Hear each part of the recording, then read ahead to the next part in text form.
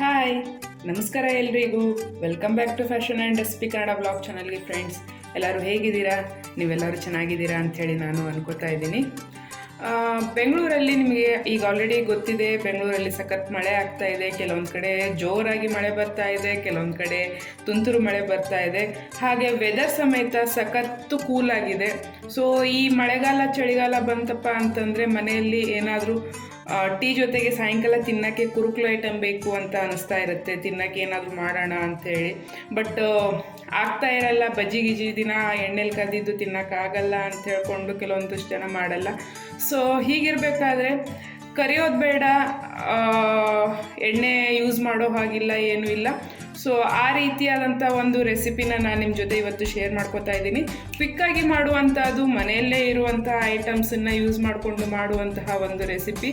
ಟೇಸ್ಟಿಯಾಗಿರುತ್ತೆ, ಹಾಗೆ ಹೊಟ್ಟೆನೂ ತುಂಬುತ್ತೆ. ಟೀ ಜೊತೆಗೆ ಒಂದು ಬಾಯಿ ನಾಲಿಗೆ ರುಚಿ ಏನಿರುತ್ತೆ ಅದು ಸಹ ನಮಗೆ ತೃಪ್ತಿ ನೀಡುತ್ತೆ. ಸೊ ಆ ಥರ ಇರುವಂತಹ ಒಂದು ರೆಸಿಪಿನ ನಾನಿವತ್ತು ನಿಮ್ಮ ಜೊತೆ ಶೇರ್ ಮಾಡ್ಕೋತಾ ಇದ್ದೀನಿ. ಸೊ ಆ ರೆಸಿಪಿ ಯಾವುದು, ಅದನ್ನು ಮಾಡೋದು ಹೇಗೆ ಅಂಥೇಳಿ ಬನ್ನಿ ನೋಡ್ಕೊಂಬರೋಣ. ಈ ರೆಸಿಪಿನ ಕಲಸಿದ ಅವಲಕ್ಕಿ ಅಂತ ಹೇಳ್ಬೋದು, ಅಥವಾ ತಿಕ್ಕಿದ ಅವಲಕ್ಕಿ ಅಂತ ಹೇಳ್ಬೋದು. ನಮ್ಮಲ್ಲಿ ಆಡು ಭಾಷೆಯಲ್ಲಿ ಹೀಗೆ ಹೇಳೋದು. ಈ ರೆಸಿಪಿಗೆ ಏನು ಬೇಕು ಅಂದರೆ, ಈ ರೀತಿಯಾಗಿ ಪೇಪರ್ ಅವಲಕ್ಕಿ ತೊಗೋಬೇಕು. ಹಾಗೆ ರುಚಿಗೆ ತಕ್ಕಷ್ಟು ಉಪ್ಪು ಬೇಕಾಗುತ್ತೆ.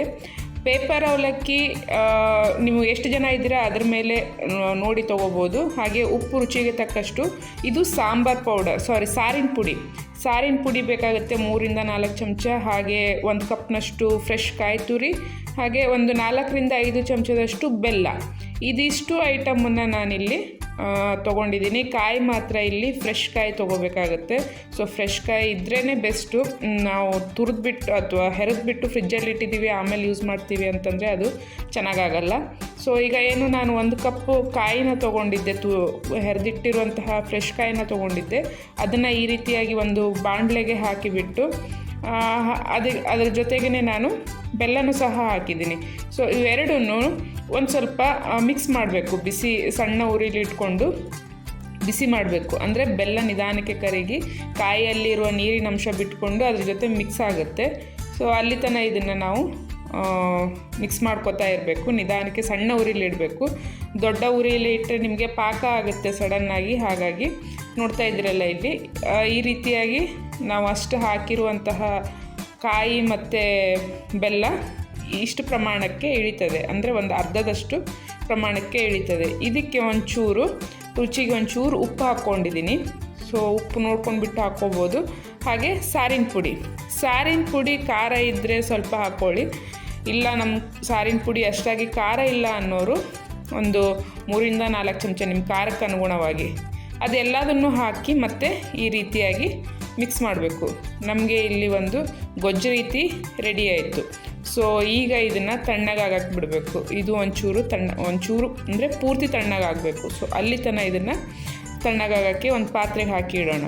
ಸೊ ತಣ್ಣಗಾಗಿಂದ ನಾವೇನು ಅವಲಕ್ಕಿ ತೊಗೊಂಡಿರ್ತೀವಿ, ಪೇಪರ್ ಅವಲಕ್ಕಿ, ಅದನ್ನು ನೆನೆಸೋ ಅವಶ್ಯಕತೆ ಇಲ್ಲ, ತೊಳೆಯೋ ಅವಶ್ಯಕತೆ ಇಲ್ಲ. ಅದರಲ್ಲಿರೋ ಧೂಳನ್ನು ಜಾಡಿಸ್ಕೊಂಡ್ರೆ ಸಾಕಾಗುತ್ತೆ. ಸೊ ಜರಡಿ ಹಿಡಿದ್ಬಿಟ್ರೆ ಅದು ಧೂಳು ಹೋಗಿಬಿಡುತ್ತೆ. ಸೊ ಎಷ್ಟು ನಾವು ಅವಲಕ್ಕಿ ತೊಗೊಂಡಿದ್ದೀವಿ ಅದನ್ನು ನೋಡ್ಕೊಂಡ್ಬಿಟ್ಟು ಇದಕ್ಕೆ ಹಾಕಿ ಈ ರೀತಿಯಾಗಿ ಕೈಯಲ್ಲಿ ಕಲಿಸೋದು. ನಾವು ಏನು ರೆಡಿ ಮಾಡಿರುವಂತಹ ಗೊಜ್ಜಿಗೆ ಈ ಅವಲಕ್ಕಿನ ಕಲಿಸೋದು. ಸೊ ಅದು ಎಲ್ಲ ಕಡೆ ಅವಲಕ್ಕಿಗೆ ಚೆನ್ನಾಗಿ ಮಿಕ್ಸ್ ಆಗಬೇಕು. ಅಲ್ಲಿ ತನಕ ಇದನ್ನು ಕಲಿಸ್ಕೊಂಡ್ರೆ ನಮಗೆ ರುಚಿಯಾದ ಕಲಸಿದ ಅವಲಕ್ಕಿ ಅಥವಾ ತಿಕ್ಕಿದ ಅವಲಕ್ಕಿ ರೆಡಿ ಆಗುತ್ತೆ. ಫ್ರೆಂಡ್ಸ್, ನೋಡ್ತಾ ಇದ್ದೀರಲ್ಲ ನೀವಿಲ್ಲಿ, ಒಂದು ಒಗ್ಗರಣೆ ಬೇಡ ಅಥವಾ ಇದಕ್ಕೆ ಮತ್ತು ಬೇರೆ ಏನು ಹಾಕಬೇಕು ಅನ್ನೋ ನೆಸಸರಿನೇ ಇಲ್ಲ. ಸೊ ಈ ರೀತಿಯಾಗಿ ಒಂದು ಅವಲಕ್ಕಿ, ಪೇಪರ್ ಅವಲಕ್ಕಿ, ತಿಕ್ಕಿದ ಅವಲಕ್ಕಿ ರೆಡಿ ಆಗುತ್ತೆ. ಸೊ ನೀವು ಇದನ್ನು ಮನೆಯಲ್ಲಿ ಟ್ರೈ ಮಾಡಿ ಹೇಗಿತ್ತು ಅಂಥೇಳಿ ನನಗೆ ಕಮೆಂಟಲ್ಲಿ ತಿಳಿಸಿ. ಇವತ್ತಿನ ಈ ವಿಡಿಯೋದೊಂದಿಗೆ ನಾನು ಹೋಗ್ಬರ್ತೀನಿ ಫ್ರೆಂಡ್ಸ್. ಮತ್ತೆ ಇನ್ನೊಂದು ವಿಡಿಯೋದಲ್ಲಿ ಸಿಗೋಣ. ಅಲ್ಲಿವರೆಗೂ ಬಾಯ್.